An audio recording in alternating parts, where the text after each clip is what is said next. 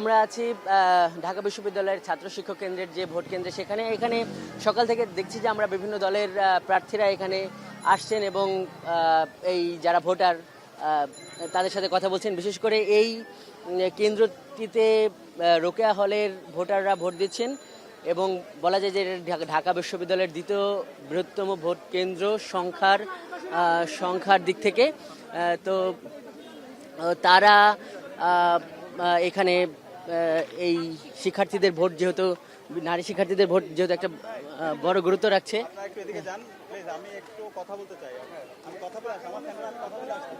ছোট করে 1 মিনিট বলে দেন, সবাই চলে যাবে। দুইবার? আচ্ছা আচ্ছা,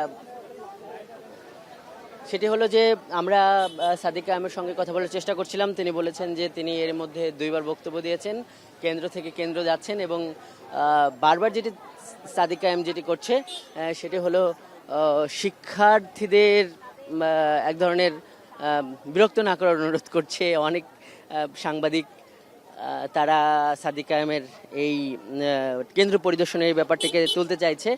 সেখানে তিনি বারবার সাংবাদিকদের অনুরোধ করছেন যে এই যারা ভোটার আছে ভোটারদের সঙ্গে তিনি যাতে একটু কুশলাদি বিনিময় করতে পারেন এবং তাকে যাতে এক ধরনের বিরক্ত না করা হয়। তো এইভাবে আমরা এই ব্যাপারগুলো দেখছি। এখানে যেটি আমরা দেখছি যে প্রচারণার যদিও শেষ দিন ছিল গেল 7 তারিখ, গতকাল একদমই সব ধরনের কার্যক্রম নিষিদ্ধ ছিল। যেটি আমরা দেখছি যে এখনও লিফলেট বিতরণ হচ্ছে প্রার্থীর পক্ষে। এখানে আমরা বিভিন্ন ছাত্র সংগঠনের, বিশেষ করে ছাত্র দলের প্রার্থীদের আমরা দেখেছিলাম যে এইখানে এই ধরনের ব্যালট নাম্বার সম্বলিত লিফলেট বিতরণ করতে। তো এই ব্যাপারটিকে আসলে প্রার্থীদের কেউ কেউ অভিযোগ আকারে দেখছেন। বিশেষ করে আমি স্বতন্ত্র যে প্রার্থী এবি জোবায়ের, ওনার সঙ্গে কথা বললাম। উনি যেটি বলছেন যে শুধুমাত্র বাইরের দিকে না। আচ্ছা,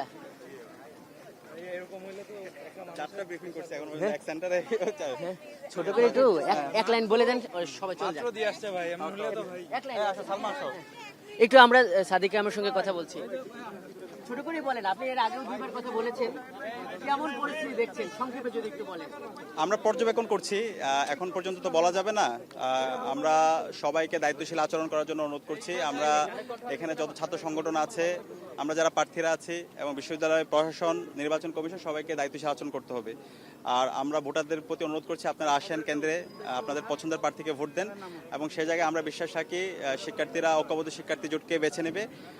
শিক্ষার্থী বান্ধব এবং ছাত্র বান্ধব আমরা যতগুলো কাজ করেছি, আমরা ইতিমধ্যে শিক্ষার্থীদের স্বতঃস্ফূর্ত রেসপন্স দেখতে পেয়েছি।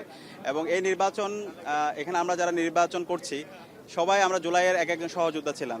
তো আমরা আশা রাখছি সবাই এখানে দায়িত্বশীল আচরণ করবে।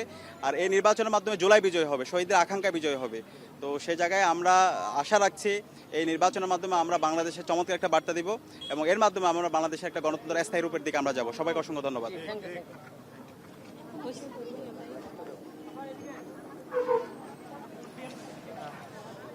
যে আমরা কথা বলছিলাম সাদিক কায়েমের সঙ্গে, সব কিছু মিলিয়ে চিত্রটা এরকমই দেখতে পাচ্ছি।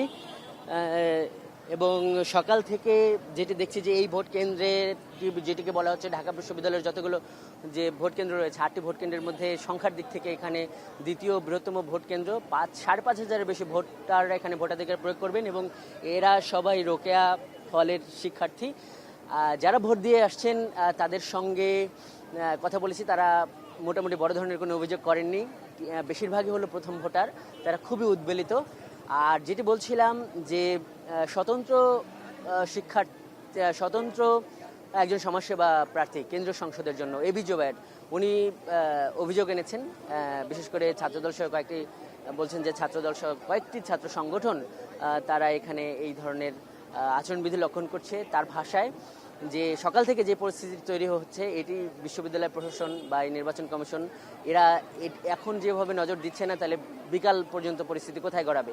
আমি রিটার্নিং কর্মকর্তার সঙ্গে কথা বললাম, একজন রিটার্নিং কর্মকর্তা অধ্যাপক মারুফুল ইসলাম।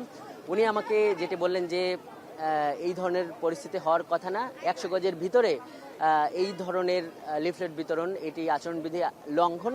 এবং আমরা যেটি দেখছি যে এখানে একজন সহকারী প্রক্টর দায়িত্বে আছেন, উনি বারবার মাইকিং করছেন যে 100 মিটারের মধ্যে যাতে এই ধরনের লিফলেট বিতরণ না করা হয়। এবং ঠিক এই মুহূর্তে যদি বলি, এই মুহূর্তে ওই ধরনের লিফলেট বিতরণ বা এই কাজগুলো বা এই ধরনের ব্যাপারগুলো কিন্তু এখন কমে এসেছে। তো এই ছিল ঢাকা বিশ্ববিদ্যালয়ের এই রোকেয়া হলের সামনে থেকে এই টিএসসি এলাকার এই ভোট কেন্দ্র নিয়ে আমার কাছে থাকা সবশেষ